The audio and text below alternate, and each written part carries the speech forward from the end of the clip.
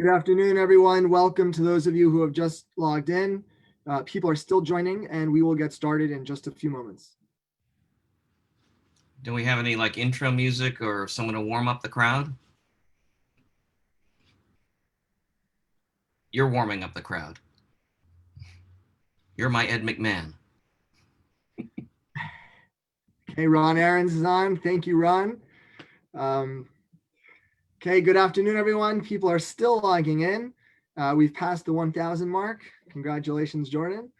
And yes, we have a question from Moshe Berman. That is correct. There's no audio from the listeners. And I'll give you some instructions of how this is going to work in just a few moments. People are still logging in, and we will get started momentarily. Unmute yourselves. No.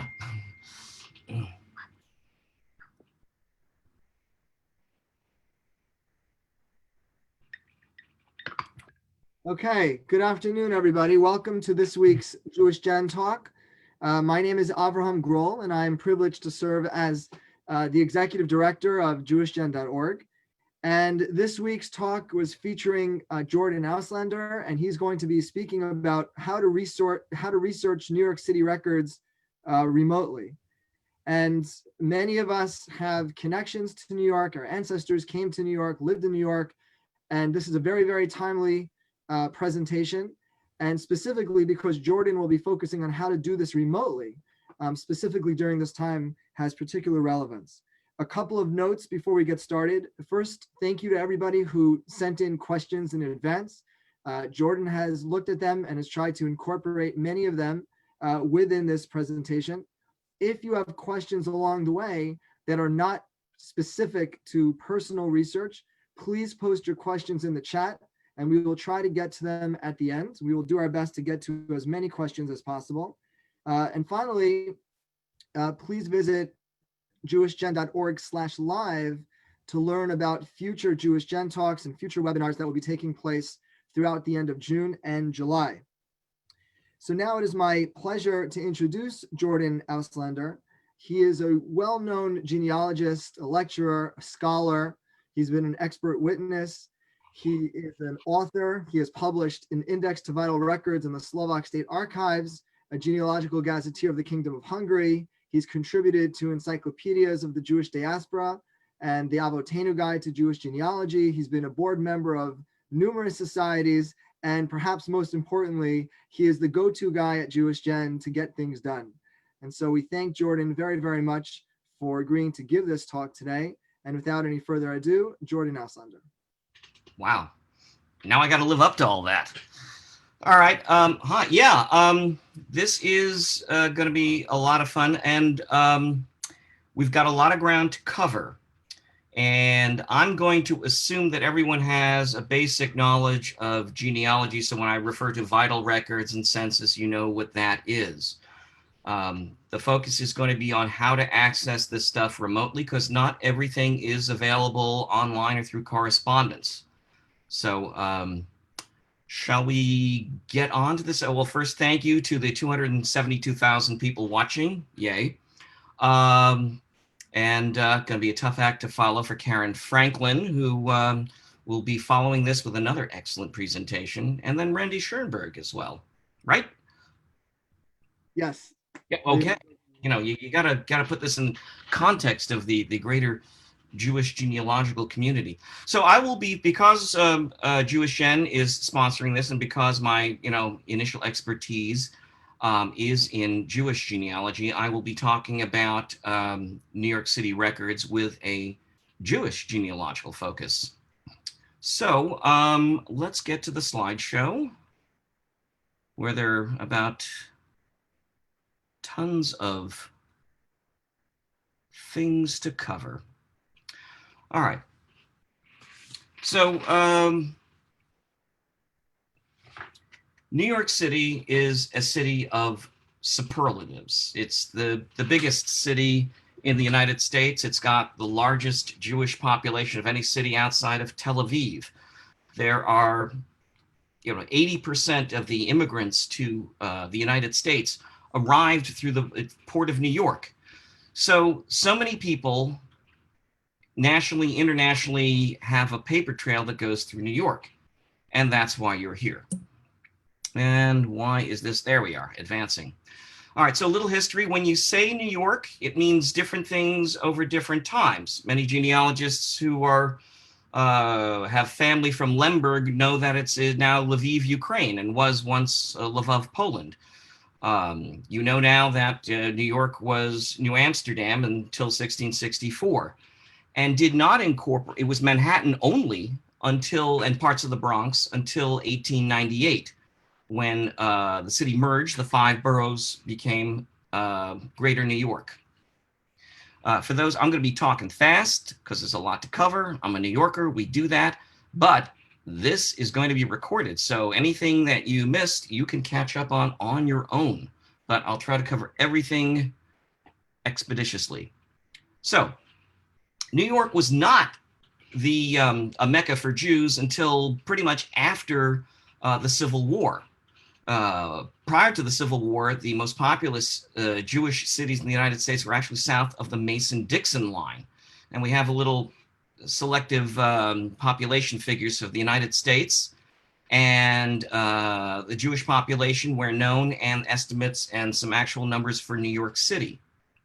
So you can see, and it peaks in as a percentage of the population in 1937. Port of New York, some stats. You can see that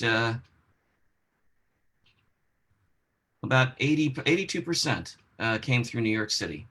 And that's from 1820 to 1920. Of course, there was immigration on both sides of that, but that covers the bulk of it. All right. Knowing your jurisdictions. When you look at New York records, or looking for New York City records, you've got to know what is New York City and what is not.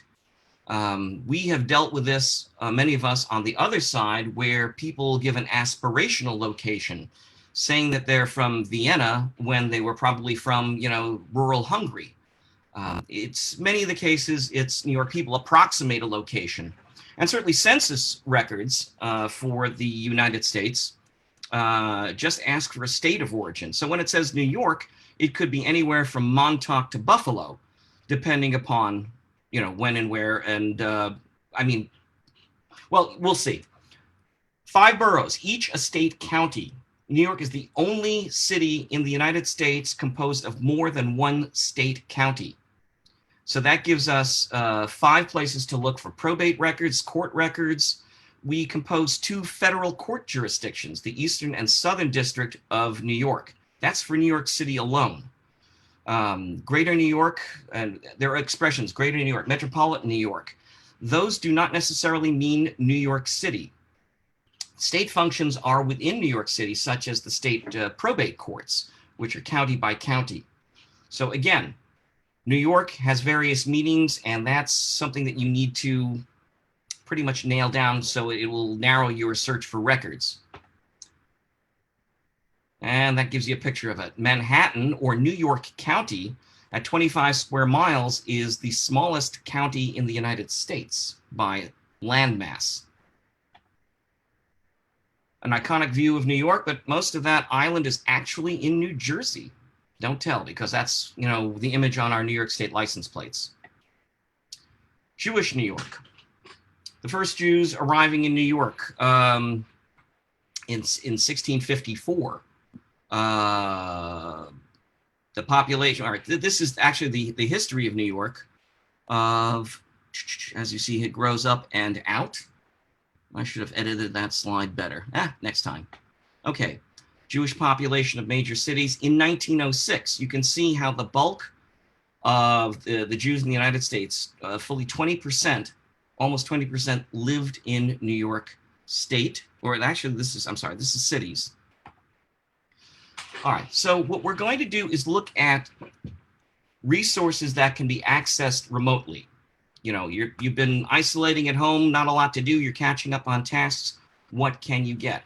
A lot of records, could be obtained through correspondence, but a lot of the New York City archives and facilities are still closed and inaccessible due to the current pandemic lockdown.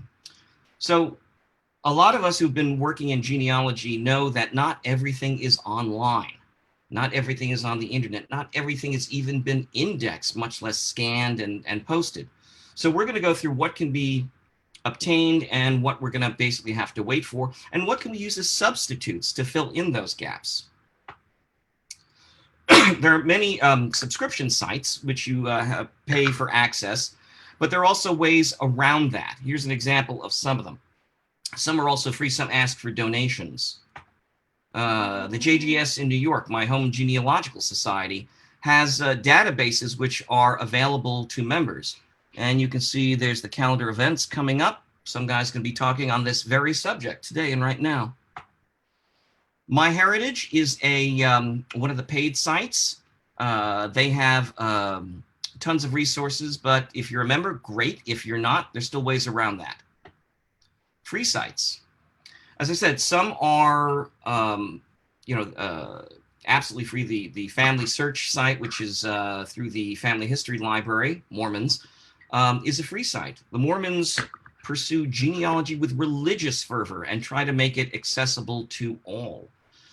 They're the only people going out with a mandate to scan and make records available, and they've done amazing work in that.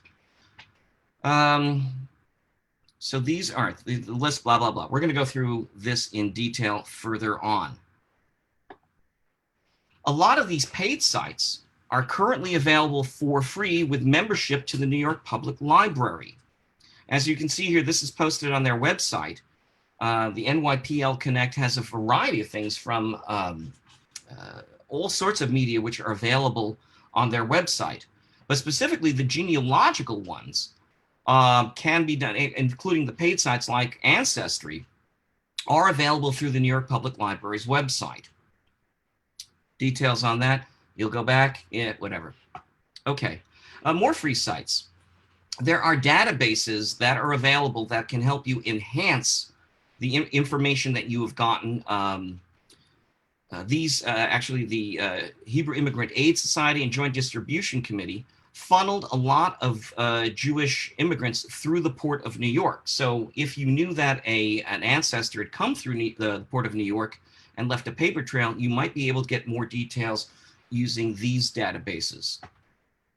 And now a word from our sponsor, JewishGen. JewishGen, I don't know if anyone caught Avrami's talk last week. There are millions of you online right now, so you might have, some of you might have. But you'll note that JewishGen is much better suited for tracing Jewish roots in Europe and elsewhere. But they do have a couple of resources which are available that help us do research domestically, although not their focus. And those of you who are stuck with brick walls, I've been getting a lot of questions about that, specific questions. Now, I'm not going to answer specific questions because, I want this to be of benefit to the most people possible. But if you have a specific question, you have a couple of options. You can post it on the JewishGen discussion group, and that sort of crowdsources your situation, or you could hire a professional genealogist. Those are expensive. I wouldn't recommend that. And it's more fun to do it yourself. So you can see an example of what's going on here. This changes every day, and they have their whole history of discussions are archived, and you can search those for questions that may have already been answered. Here's a sample of JewishGen's how you can focus your search by putting in a parameter like I'm searching the surname Auslander from New York, and results will come up such as this. And you put New York, and some come up in odd places. Excuse me. And that happens across the board. People who have a footprint in New York may show up elsewhere, but be still cross-reference as New York and New York City. Such as this. All right, this is the one of the cemetery. I'm sorry. This is a new project JewishGen is doing, the memorial plaques. And these contain a lot of information, some of which may not be available anywhere else. One of the great portholes was developed by Stephen Morse, which aggregates a lot of free and paid websites that deal with New York, primarily New York information. It also allows you to search these websites with more parameters than the websites themselves offer. Specifically, the Ellis Island Gold Form, which allows you to search by the age of the immigrant, or the date of birth, or the year of birth rather, the port, the ship, the town of origin, if it was transcribed correctly by those who, of course, transcribed the database. A lot of people approximated and weren't familiar with a lot of Eastern European names, so that's why we can approximate spellings. And you can see if you go to, where is it? Well, this is Vital Records. If you click on Vital Records here, that'll take you specifically, but you can also scroll down on the Steve Morse page and find what you need. They're incarceration records, everything. I mean, this guy is a legend, and we love him for all the work he's done. Thank you, Steve. Okay, Ancestry.com is a paid site. And what I recommend is that you do not get too specific when searching ancestry records. Now, again, if you don't have an account during normal times, you could go to a major public library on site or a National Archives branch if you have access to one, and search Ancestry and other paid subscription sites through their accounts on their monitors, not at home.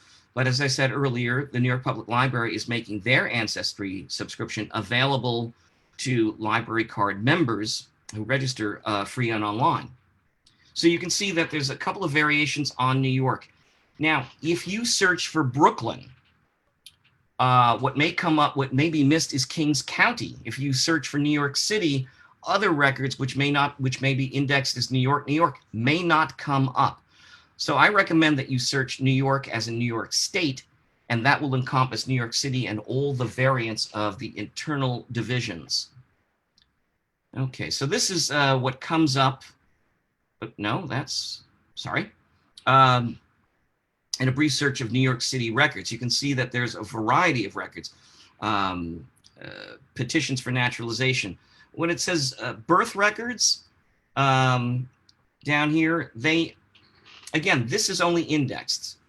There are no actual New York City records legitimately posted online.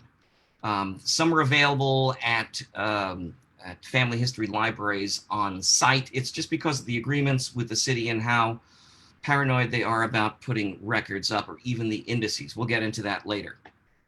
Federal records that cover New York are the Census, military draft registrations, even passport applications. If people naturalized or lived in New York and got a passport, there's a wonderful database of these applications which might reference a naturalization that occurred somewhere that you didn't even think of, and reference parents that may be in New York, may be deceased, etc. Wonderful database if it applies.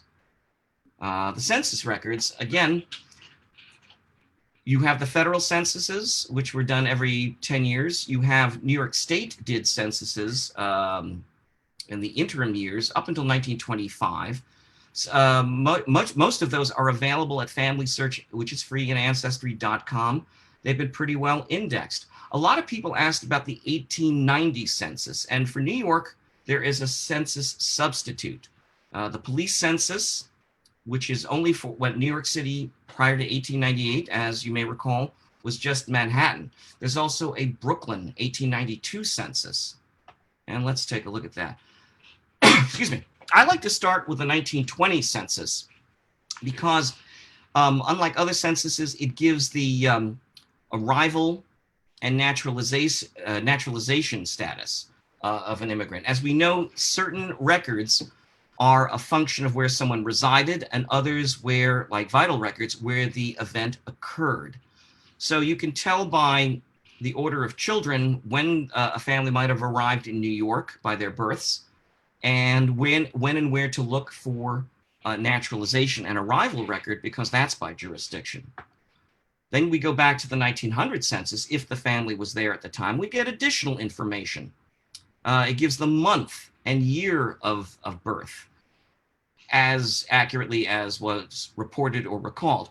Again, Jewish genealogy creates certain unique situations in terms of searching.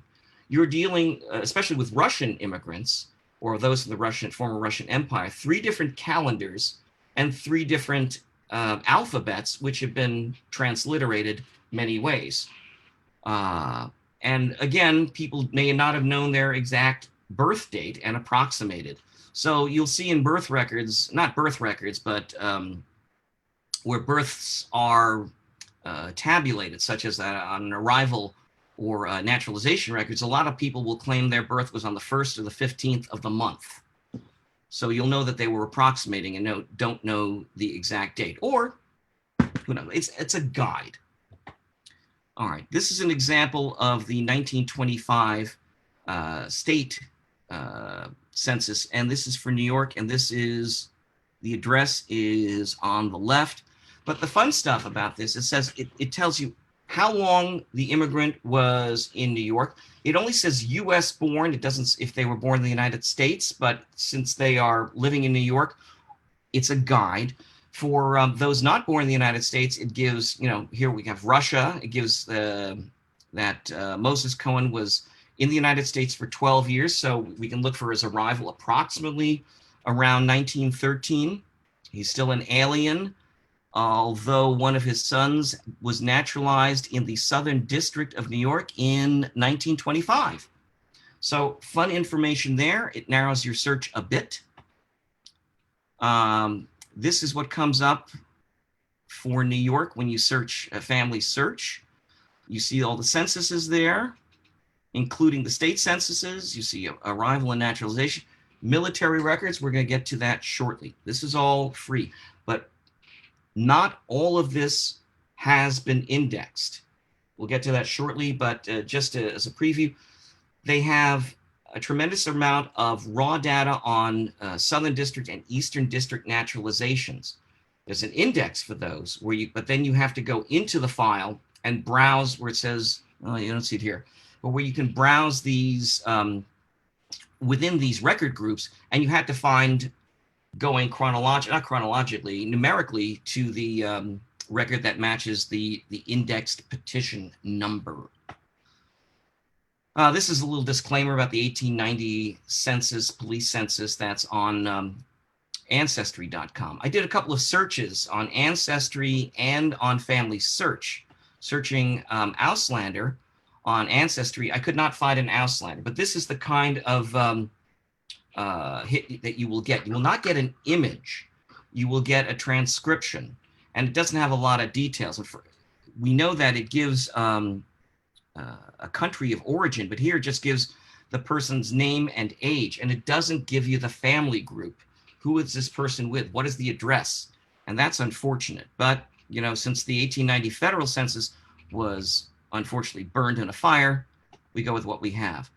Using the same search on Family Search, I found a bunch of my Auslanders that I was looking for. And this is how it's indexed.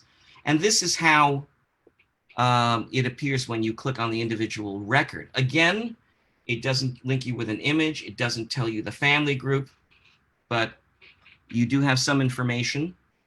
It may point to children living with someone that had died in the interim, or someone who you didn't know if they were in the United States in 1890. It's a start. The 1892 census for Brooklyn, it's named searchable. And again, it doesn't have images, but it will reveal certain things about the individual, not the family group. There are census substitutes, city directories, as we know. Those exist for New York pretty comprehensively through 1913. There is a gap in Brooklyn to between 1913 and 1933. Again, the city directories were in lieu of phone directories, which were not, the telephone was not in common, it was not a standard appliance in many houses. Some people may recall, or their ancestors had to deal with the phone that everyone shared in the vestibule of their tenement. But it does list a lot of helpful information, and sometimes, certainly spouses and the death dates for the husbands, the death year for husbands of widows. And here's an example. And when you're dealing with common names, such as a Cohen, and you know that you're looking for a Morris Cohen, but how do you differentiate Morris Cohens? Well, the way that you differentiate within the names that are grouped together, then the third parameter is by profession. So if you have a profession of this person from another source, a vital record or a naturalization, this will help you differentiate in a city directory. Naturalization searches.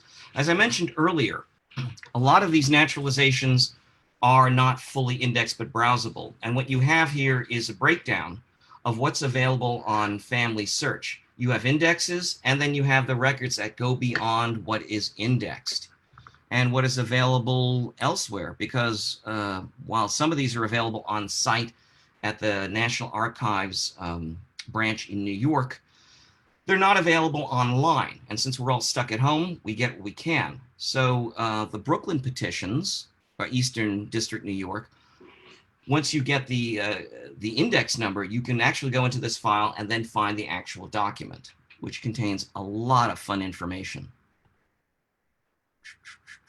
We discussed this. Yeah. All right. So again, with the jurisdictions, while some of the county courts still handled naturalizations right through the 1950s, especially the Bronx, most of those functions devolved to the federal courts after 1924. So if you can't find something somewhere, don't give up, which is what we do in genealogy instead of getting a social life. No, we have social lives. They're just mostly with dead relatives. Okay, that. Another source, a paid source, is Fold 3, formerly known as footnote.com. They do specialize in government records, naturalizations, and military records, and some other fun, obscure ones, such as the Bureau of Investigation records, which predated the FBI and pursued all sorts of fun cases like slackers, those who didn't register for the draft, or the interesting ones, which were enemy aliens. If you have a relative who's an enemy alien, someone from one of the Central Powers living in the United States who hadn't yet naturalized, they have their file is like a whole family tree of who is here in the United States and the relatives back still in Europe. That's a whole nother lecture. This is a keyword search on Fold 3. You can again see that they do naturalizations. You can do Social Security Death Index. A lot of redundancy here, but again, there are some unique collections. Okay. With passenger arrivals, this is the gold form that on the Stephen Morse side. And you can see more parameters here for narrowing your search if you wanted to just look for people who have Austrian origin. But that may rule out someone who says Hungarian. So again, if for lack of any other hits, you need to narrow the search, or if you're dealing with a common name, or you want to find out who arrived on a certain day, this will allow you to do that. And these are the sort of results you can get. And as I was saying, there is no consistency with the residence, last town of residence, as it's indexed on the Ellis Island database. And again, you see Shepatovka and a lot of Bukovina. There's a lot of variations on the same place. And again, the name of the place is what it was at the time that the immigrant arrived. But you can also sort by these. All right, this is an arrival manifest from 1904. When you find your arrival manifest and it's after 1907, there'll be a little arrow here on the ancestry page where you get it. It's a 2-page manifest.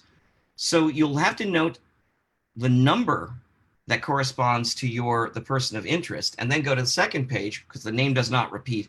And you'll see several more columns indicating if that immigrant paid for their own passage, the relative from which they originated, the relative who they're coming to see, or it could be a friend.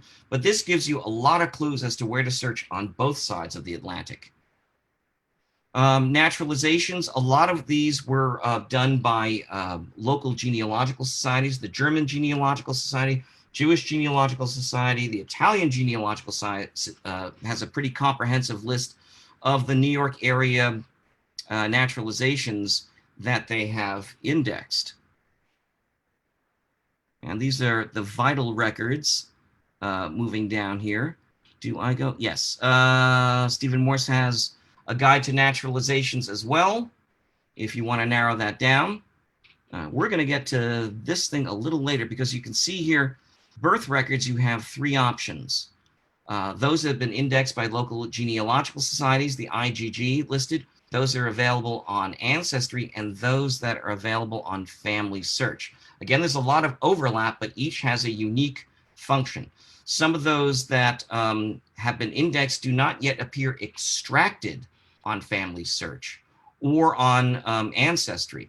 So again, we're dealing with a puzzle with overlapping puzzle pieces, which allows us to, where once some information is missing, it allows us to find it in another source. Moving on, Stephen Morse naturalizations. We talked about that, several sources, narrow it down. The Jewish Genealogical Society did the Kings County. These are not federal, these are county naturalizations. Up until 1924, each borough had them. Manhattan and Brooklyn were the most populous boroughs at that time. So these are the places where to look. The Bronx had subways going up there starting in 1908. People started settling there, not in great numbers, but those are indexed on the paid sites. Brooklyn and Manhattan covers most of it. And again, Brooklyn, aka Kings County. All right, searching naturalizations footnote, bride and groom indexes. Okay, this is, there's twofold.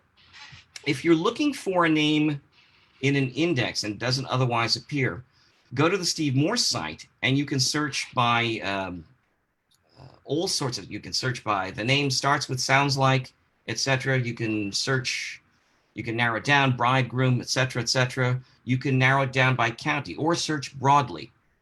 But the fun thing to do, why is that there?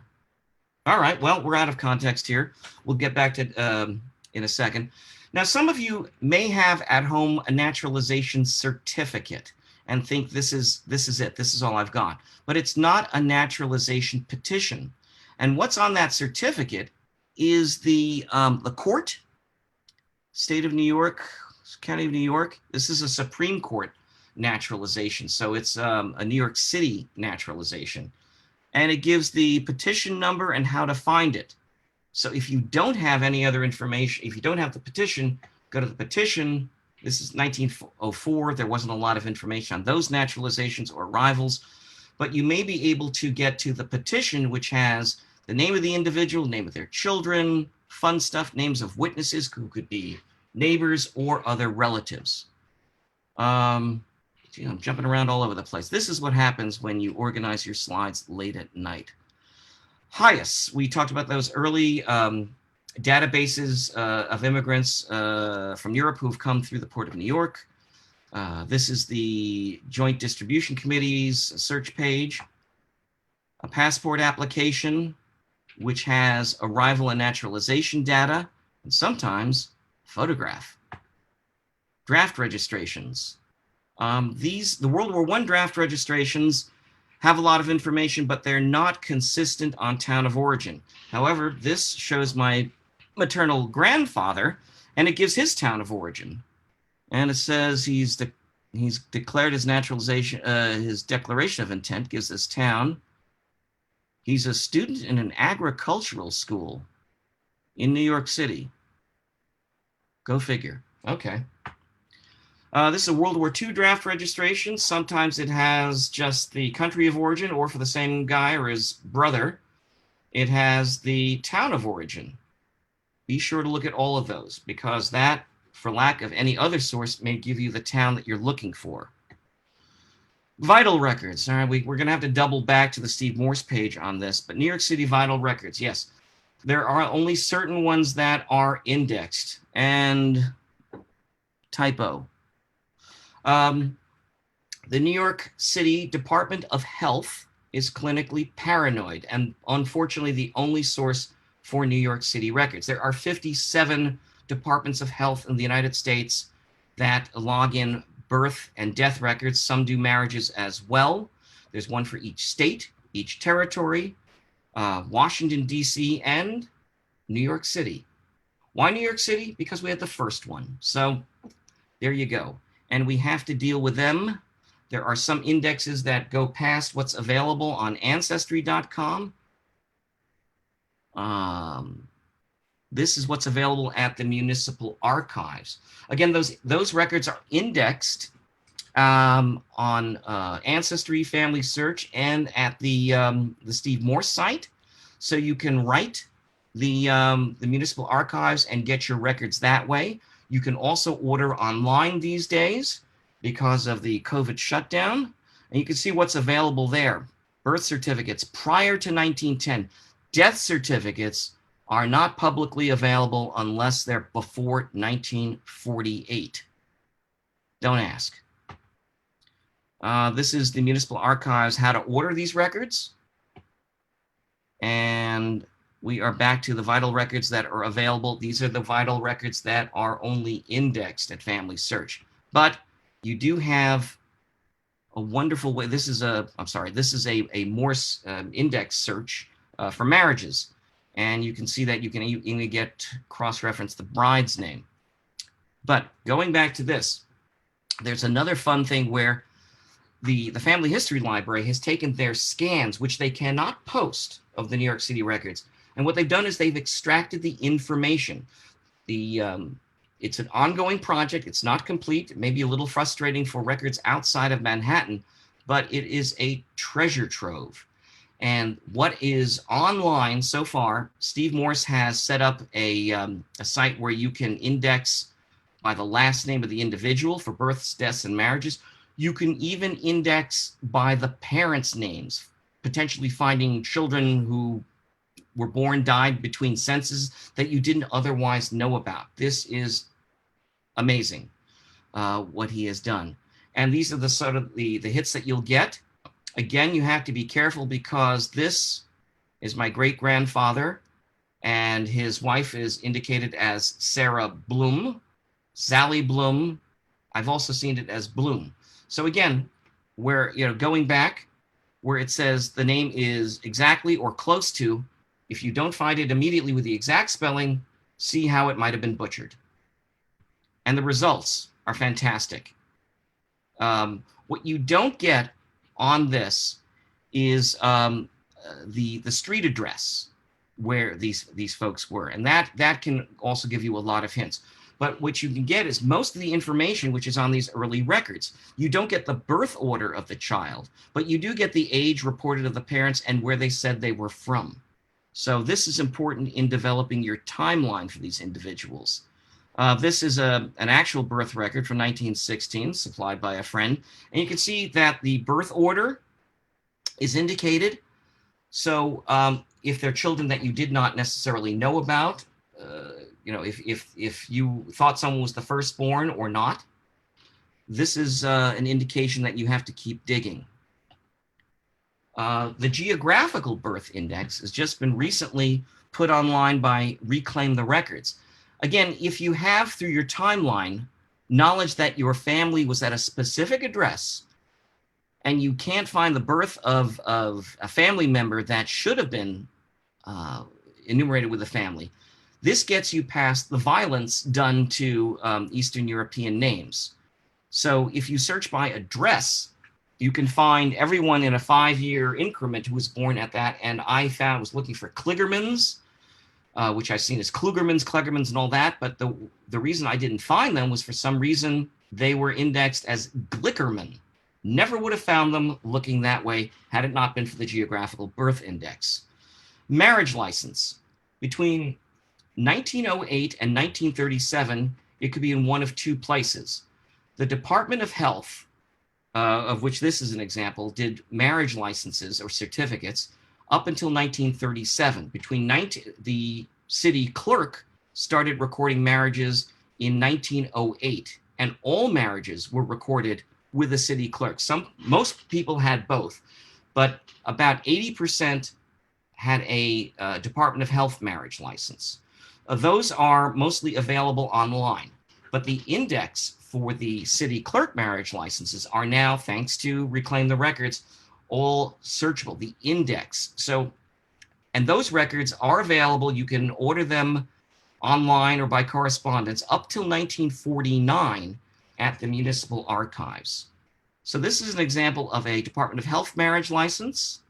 Gives the names of witnesses. A lot of times you have marriages that you have two for an individual or someone who didn't get married. This is the license to get married.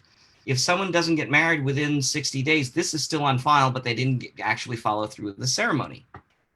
All right, so this is an example of a city clerk marriage license, and it has a lot of fun details that may not necessarily be on the Department of Health marriage license. It gives the previous marriages and what happened to it, names of previous spouses, lots of fun.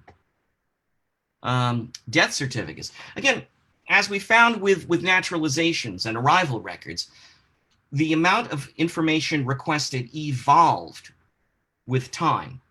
So this is a 1930 death certificate for the Bronx, and you can see it gives cause of death and how long they were in the United States, but a later one gives more information on the informant.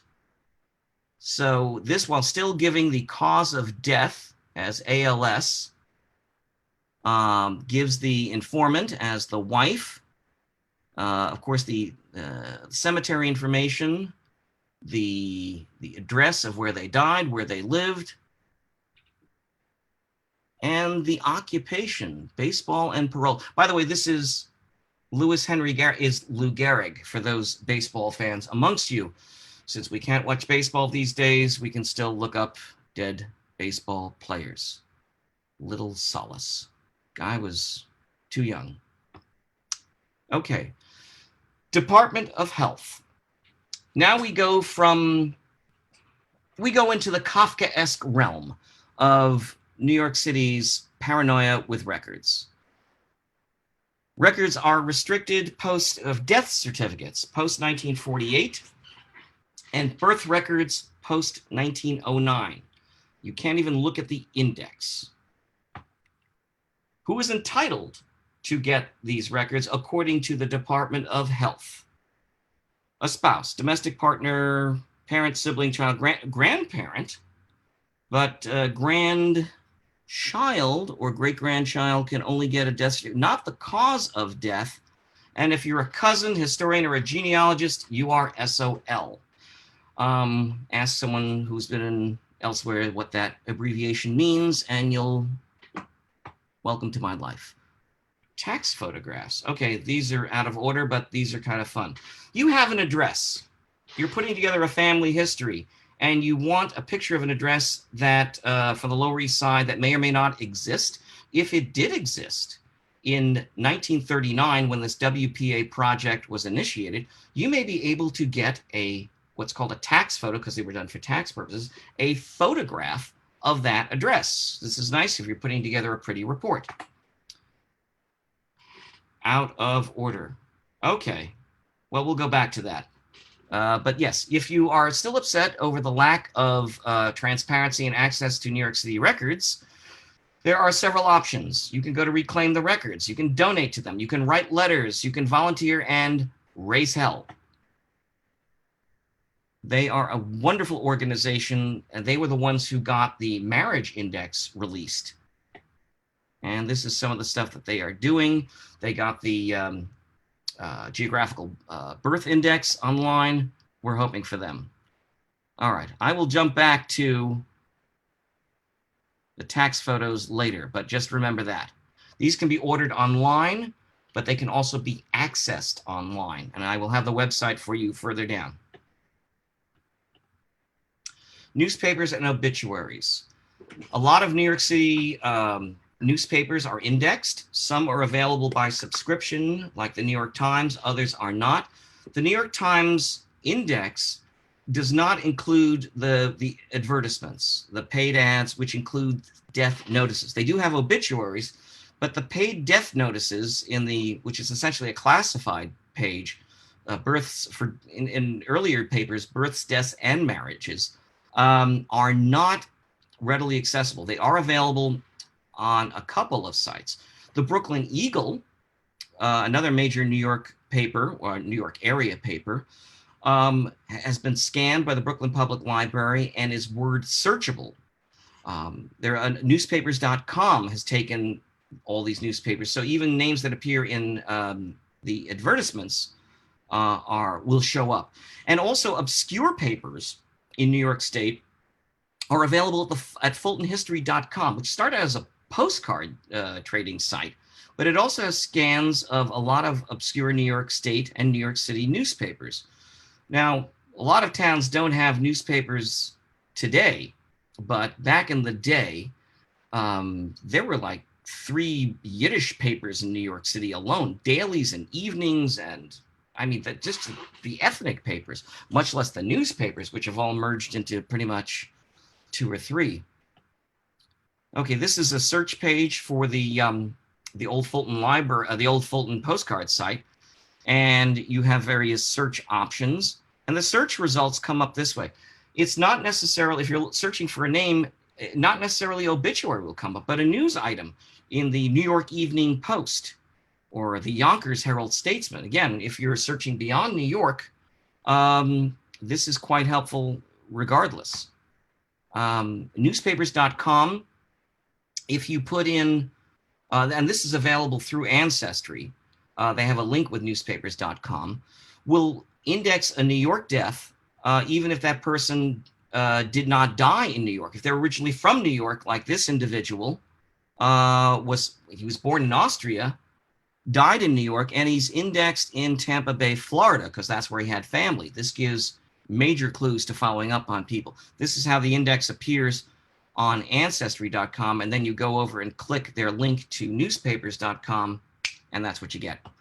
Okay, ProQuest is available through most major libraries. They've taken a ton of newspapers, and they are word searchable. Here's an example of them. Of the local papers, the Chicago Defender is one of the premier African-American newspapers at the time in Chicago. So they have a lot of obscure and ethnic newspapers available for deeper searches or focused searches.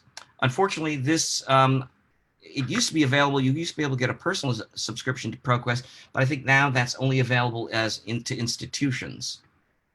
And that's the results of a search, and this is sort of the stuff that you can get. It's an obituary. Burial records. These are fun. There are a lot of sources for this, as you can see listed below there. Billion Graves, Find a Grave, Internments.net, Names in Stone, the military burials.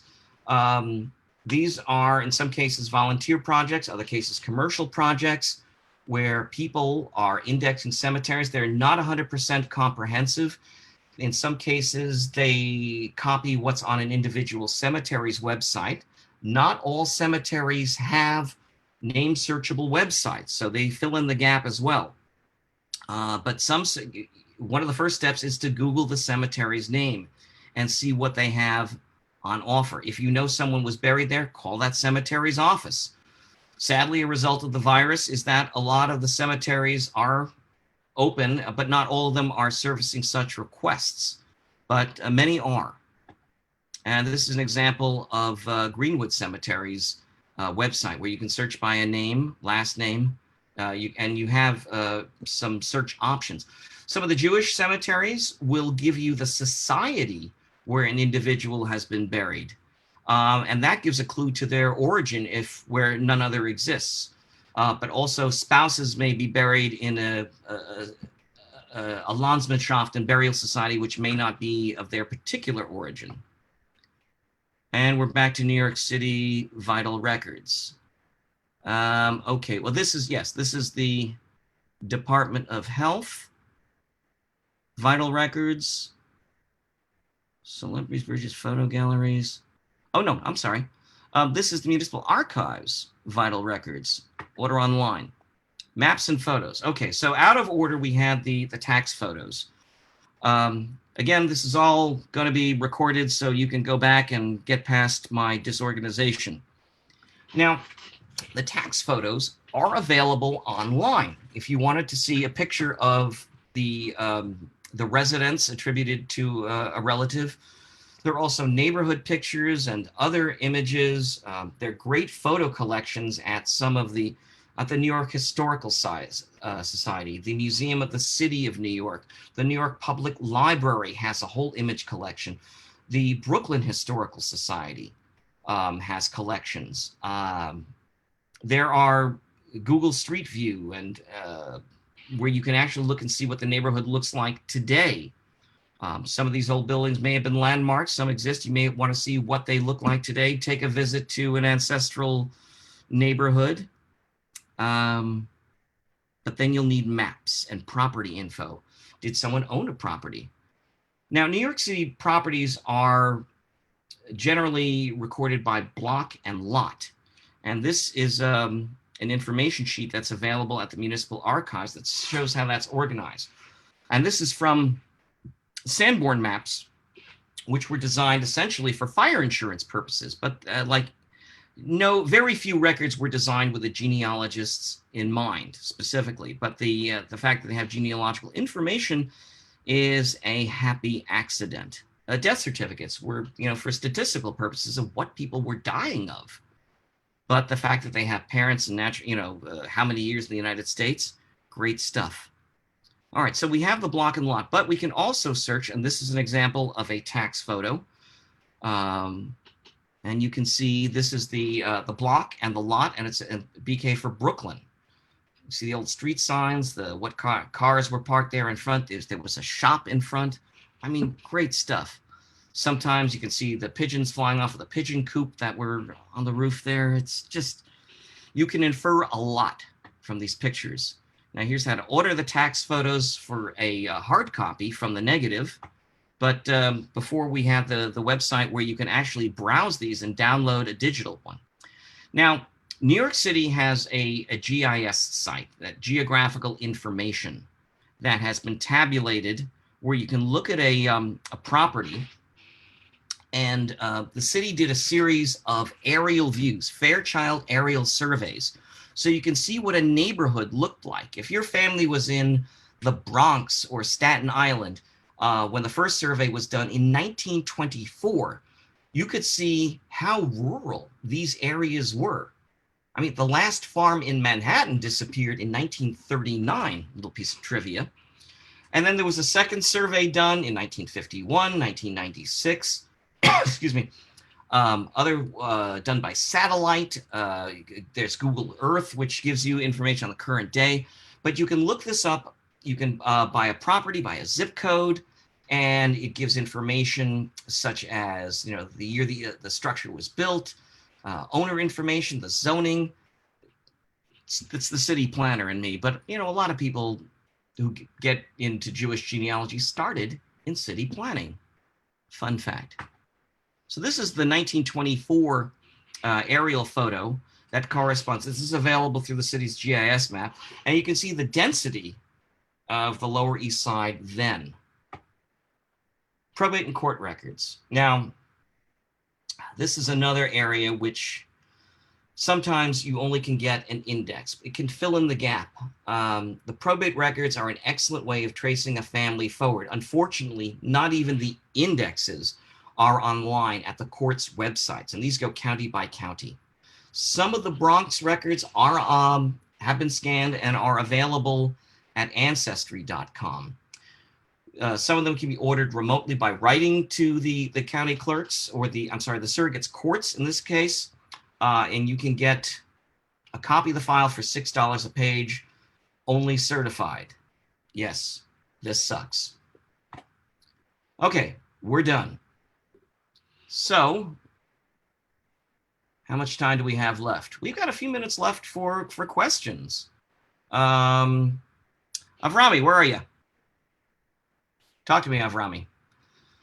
All right, I've gone through everything really quickly. There's a lot of stuff to cover. 8.5 million New Yorkers, and I will try to field whatever questions I can of a general nature.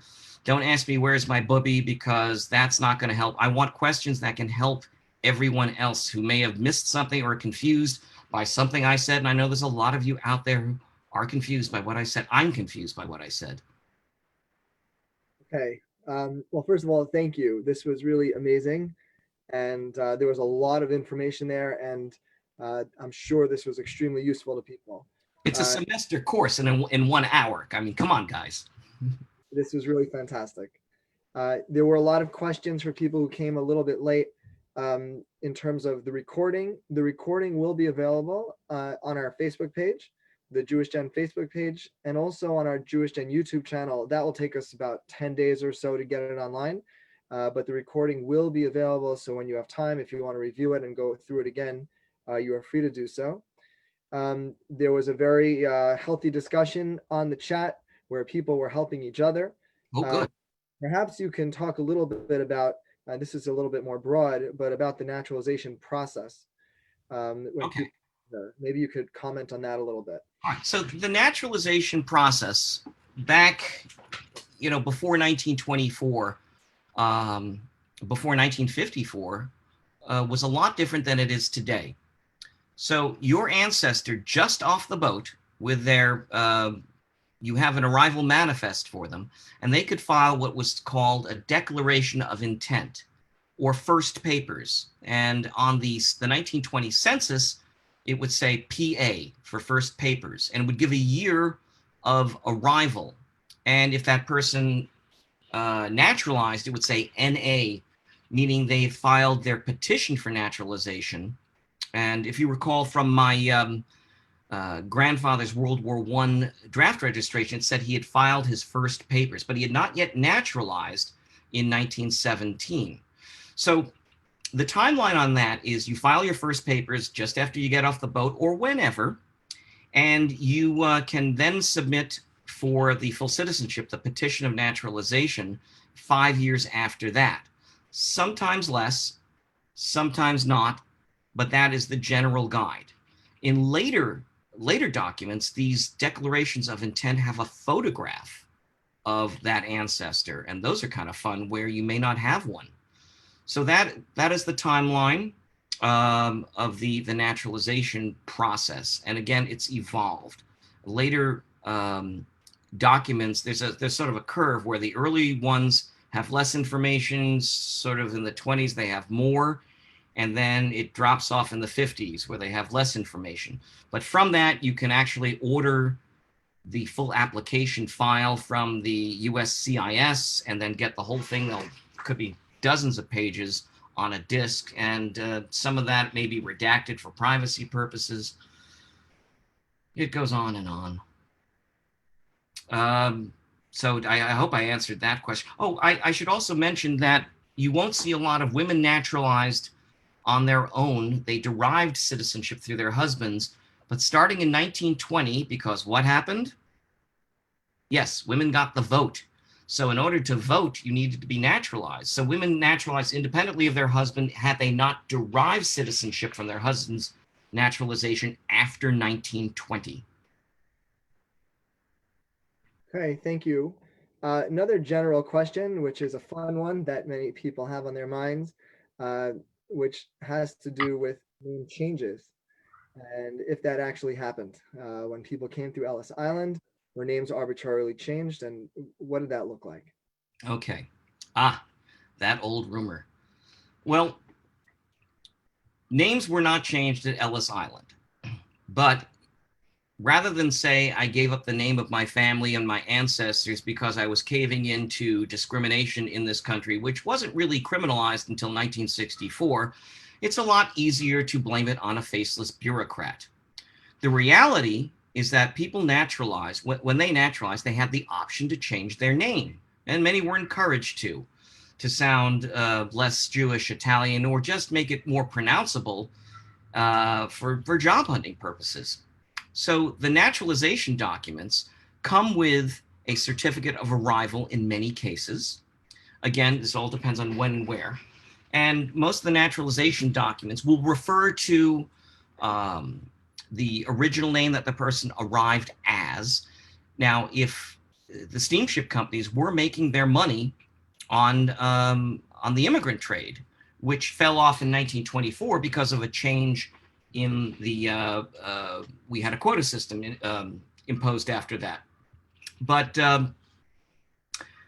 those documents will have a record of that name, the person that, and even if it's after 1920 and a woman arrived single and married subsequently, it'll have her maiden name because there had to be a paper trail to get her back to the documentation that shows she arrived legally in the United States. So again, people could have changed their names subsequently. There are court records for people who changed their names beyond the naturalization process. A lot of those records are indexed at the courts. They're not generally available online, but those who changed their names through the immigration process, that's traceable. But again, no one changed their names at Ellis Island. They simply ticked off a name on a passenger manifest. Okay, thank you very much. Someone posted a note that they actually found some family members thanks to your tip about the 1910 census during this talk. So thank you. I was talking about 1900 and 1920. But yeah, I mean, look, what we do, one of the basic tools is a timeline. You know, we have the census records, we have the interim New York State Census records, we have city directories. If people disappear, we can narrow down to when and where they lived and know where and when to search for these records. So, you know, some were by residence, like voter records and probate records, and others were by where the event occurred. If you were a New York City resident, but you died in a car accident in Virginia, your death certificate is in Virginia. You might have been buried in New York, but that's a way to cross-reference and find people who, you know, slid off the grid. Okay, we're going to wrap it up because we are a couple of minutes over time. I do want to mention, first of all, that this presentation, this Jewish Gen Talk, was done in partnership with the Jewish Genealogical Society of New York. And Jordan mentioned some of the resources that they have, and everyone is encouraged to visit their website, which is become a member and donate to Jewish Gen, who makes these things possible for free. Thank you. Thank you for that. We ask, everything that Jewish Gen offers is at no charge, but we ask for those who are in a position to do so to please help support our important work. And we do encourage everyone to visit Jewish Gen, to use the site, use the many, many resources that Jordan mentioned. Volunteer. Of course, volunteer. Visit the Jewish Genealogical Society of New York's website. And I want to mention, and I want to say thank you to the more than 1,300 people who are on this webinar. We hope that you enjoy it. And many of you have specific questions to your own family and to your own research. And we encourage you to use one of our best resources, which are the Jewish Gen discussion groups. You can easily sign up. You go to groups.JewishGen.org, or you can just visit our homepage, JewishGen.org, and click on the link to get started with the discussion group. Post a message. You'll be amazed to find out that there are people around the world who are all too happy to help. You are not alone.